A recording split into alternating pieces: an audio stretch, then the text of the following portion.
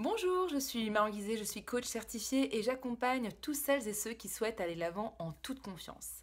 Alors aujourd'hui, j'aimerais partager avec vous une astuce, ou plutôt 5 questions clés, 5 points clés, pour vous aider à partir de manière plus zen du travail, surtout la veille de vacances, ou ça peut être aussi avant de partir en week-end, ou même le soir, voilà, quand on part du travail, qu'on se rend compte qu'on a une pile de dossiers à gérer, qu'on voit encore nos collègues travailler, on peut se sentir un peu coupable ou même garder le stress, une forme d'anxiété avec nous, même dans notre vie personnelle. Et ça nous empêche donc de vraiment profiter du moment présent. Le premier point, c'est tout simplement d'écouter ce qui se passe en vous. Parce qu'on a tendance à ne pas forcément écouter les émotions, surtout celles qui sont plus douloureuses. On a plus tendance à les fuir.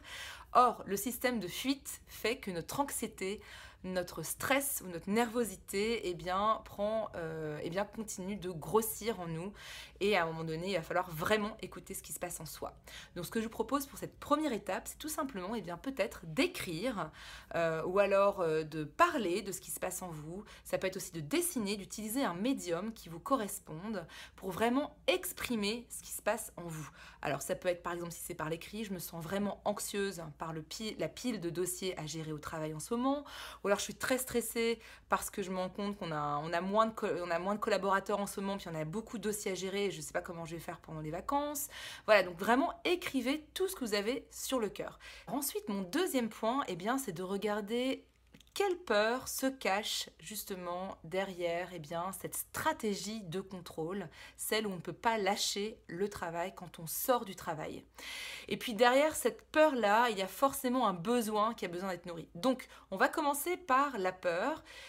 Donc par exemple, si vous avez du mal à quitter votre travail parce que vous voyez tous ces collègues qui continuent à travailler et que vous êtes prêt à partir en vacances ou en week-end, il peut peut-être y avoir la peur du jugement en disant peut-être que mes collègues ou managers vont me juger.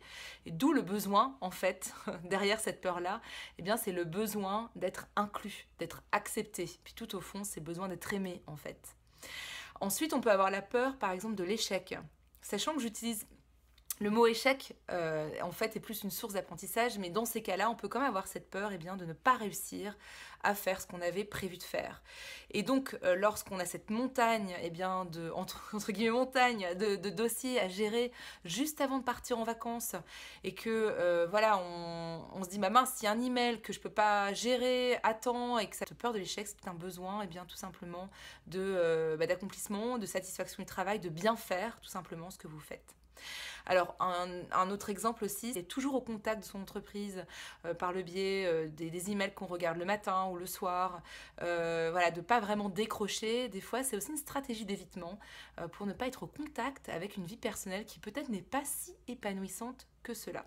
Alors en troisième point, je vous propose de prendre un vrai temps de réflexion avec vous-même et de noter sur une feuille de papier quelle est la conséquence et l'impact de ne pas décrocher du travail sur votre vie privée. Le fait de prendre un vrai temps et de l'écrire, ça permet vraiment de prendre conscience de l'impact que ça peut avoir. Alors ça peut être un impact à la fois relationnel, par exemple j'ai moins de temps avec mes amis, mon conjoint, mes enfants.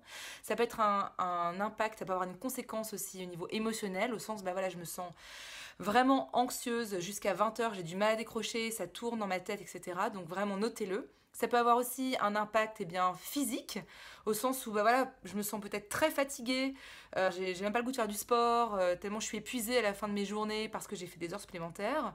Ça peut avoir un coût même dans votre vie personnelle, de loisirs. Quand je fais des heures supplémentaires ou que je finis pas à l'heure, je ne peux pas m'investir dans une passion ou faire du yoga ou faire du théâtre. Donc regardez et listez en fait les conséquences négatives de ne pas décrocher de votre travail. Alors l'objectif n'est pas non plus de vous juger en disant mon Dieu, mais c'est vraiment prendre conscience avec beaucoup de bienveillance et de curiosité. Ensuite, le quatrième point, c'est celui de regarder les avantages de pouvoir décrocher de votre travail plus rapidement. Donc, notez encore une fois quels sont les avantages et c'est vraiment un espace pour vous de bienveillance. En disant, prendre ce temps permet de prendre conscience vraiment, dire qu'est-ce que je pourrais gagner en fait en décrochant un peu plus rapidement de mon travail. Donc encore une fois, vous pouvez regarder dans les différentes sphères de votre vie en vous disant bah voilà, ça peut être aussi un avantage au niveau de ma vie amoureuse, de ma vie familiale, avoir plus de temps de qualité avec mes enfants, pouvoir les prendre à la sortie de l'école, ou alors passer des vraies vacances sans regarder mes emails et vraiment être reposé, avoir plus de clarté sur les dossiers, prendre plus de recul par rapport à ce qui se passe en ce moment dans l'entreprise. Ça peut être aussi développer de nouvelles passions, avoir un sens de l'accomplissement en dehors du travail, être plus zen en fait. Ensuite, la dernière étape, c'est l'action. Regardez quelle petite action vous pouvez commencer dès à présent. Si vous ne partez pas forcément en vacances, mais vous partez en week-end, ou vous voulez partir à l'heure le soir, ça peut être une stratégie comme je mets une alarme le soir à 17h, 18h, 19h, à l'heure où je dois partir du travail avec une image par exemple de mon enfant pour me rappeler que la valeur de la famille est très importante pour moi et j'ai un besoin d'être près d'eux. Donc ça vous aidera en fait de vous focaliser sur ce que vous souhaitez vraiment. Plutôt que vous focaliser sur la peur de par exemple de ne pas finir les dossiers à temps. Ensuite, ça peut être aussi de trouver une personne relais pendant vos vacances, quelqu'un qui pourra gérer toutes les urgences quand vous n'êtes pas là. Comme ça, vous partirez vraiment avec un esprit beaucoup plus tranquille. Aussi, pourquoi pas créer votre propre rituel quand vous sortez du travail pour créer une vraie coupure entre le travail et puis votre vie personnelle. Ça peut être une longue marche ou même juste 10 minutes de marche. Ça peut être faire quelques mouvements de yoga quand vous rentrez chez vous.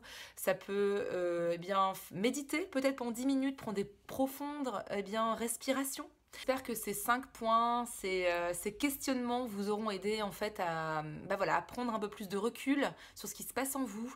Alors ce ne sont pas des points avec des réponses toutes faites, hein. Ce sont vos réponses et l'objectif c'est plus d'avoir un espace de réflexion avec curiosité et bienveillance vis-à-vis de soi-même. Si vous avez envie d'aller plus loin, vous voulez gagner plus en sérénité, contactez-moi, je serai ravie de vous offrir une rencontre de 30 minutes gratuite. Et puis si cette vidéo vous a intéressé, n'hésitez pas non plus à la partager sur vos réseaux sociaux. Voilà, je vous remercie et puis je vous dis à bientôt.